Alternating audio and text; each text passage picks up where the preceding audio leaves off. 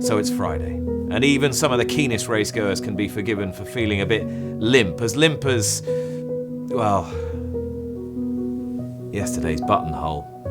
Still, it's another important day for Wathnan racing, with several fancied runners. All our action takes place late in the afternoon, enough time for a sustaining cup of tea to revive one's pep and vigour. Ralph Beckett's forever blue in the Sandringham Stakes. 3-year-old fillies over the straight mile. Forever Blue, Alex Elliott and I bought her as a yearling. She was a filly who was pretty immature through most of her 6 months of her 2-year-old. She's a filly who is still developing. I don't think she's finished filling her frame. She looks tough to me. We think she's a tough filly. We've always felt that about her. Authorised tends to put that in his stock, to authorised mares. But you know, he's turning into a very good broodmare sire. Came through and out of that work well, so we were able to run her at Haydock last week. Haydock would have been an inadequate test, in our opinion, for her. You know, it was on the inner track that day, and it's tight there. It's not a stamina. It's a speed test than anything else. She was outpaced at the top of the straight, but really galloped out strongly to win pretty cosy, snugly in the end. Forever Blue coming strongly on the outside, and Forever Blue will sweep through to win again.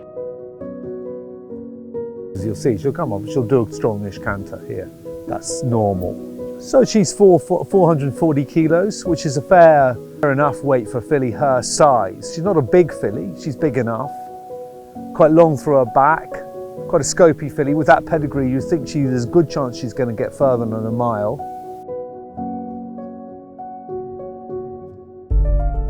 And also in the Sandringham is French filly Julica, trained in Chantilly by Cristphe Ferlan.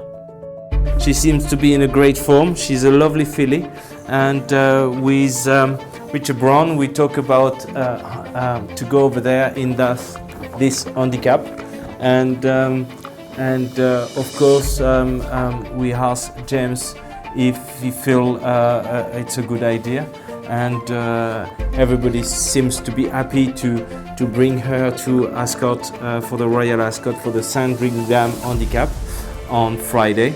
She had a good strike and she seems to be fine. Julica qui a pris l'avantage, mais attention, She's an easy filly to train. She's got a good personality. Like you can see, she's very friendly, and she can pull a little bit. She can pull a little bit because she's got a lot of energy. She's a lovely filly, and I hope she's gonna win again. The King Edward VII has a nickname, the Ascot Derby, and is often contested by colts who just missed out on classic glory at Epsom. William Haggas trains Wathnan's runner, Space Legend. Oh, this is Space Legend, a See the Stars horse out of a Dark Angel mare. He ran once as a 2-year-old at Chelmsford, finished second, ran a nice race. Then he ran at Leicester in May, hosed up on very soft ground. I didn't really think he'd enjoy the ground. I think he's a better ground horse. Space Legend is firmly in command here, and he's fairly powering clear on the run to the line. And then he should have won a listed race at Goodwood. Tom Marquand doesn't make many mistakes, but he made one that day, and he should have won. Was just beaten in a photograph, would have won in another 2 strides. Space Legend is lunging, but he can't get to him! Good mover, genuine horse, but he's a great big horse and he's sure to go on, I think, and hopefully go on to better things. He heads to Ascot on the Friday on the 21st for the King Edward VII Stakes, which is a 1.5 miles. But this horse is probably, I think, our best chance anyway, so let's hope. Don't stick your tongue out. There you are, it's all those carrots you gave him. We got another one that does it, and it belongs to the King. And he sticks his tongue out like that. And he's running at Ascot too.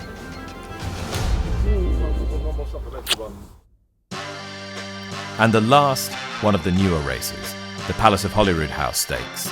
Now in only its 5th running, it's a 5-furlong dash for 3-year-olds. The trainer of last year's winner, Archie Watson, saddles the Wathnan colour bearer, a confounding combination of letters pronounced Dyrholaey, named after an Icelandic rock formation. He's a lovely horse. We've had him from the word go. He was purchased as a breeze-up horse last year, and all he's done is just become stronger and more sprinty. He's 3 from 3, unbeaten in 3 starts, over 6 furlongs and 5 furlongs, so he's versatile. Dyrholaey as they go close home. It's Queensguard. Dyrholaey is coming back at Queensguard. Dyrholaey has won it. I think the stiff 5 furlongs at Ascot will really suit him. You know, he won over the stiff 5 at Newcastle. I think he's got a very competitive handicap mark. We won this race last year, the Palace of Holyrood, and you know, I think he's tailor-made for it. Yeah, he's a strong, sprinty type. Like I say, between 5 and 6, I think he will prove versatile this year. He can be a bit of a handful in the stable. He does like to bite and kick, but outside, as soon as the rider's on his back, he's an absolute gentleman and he gets about his job very well. He's been a pleasure to train, and I know there's plenty more improvement in him. Right, let's get up and at 'em. It's a day at the races, and not just any old races.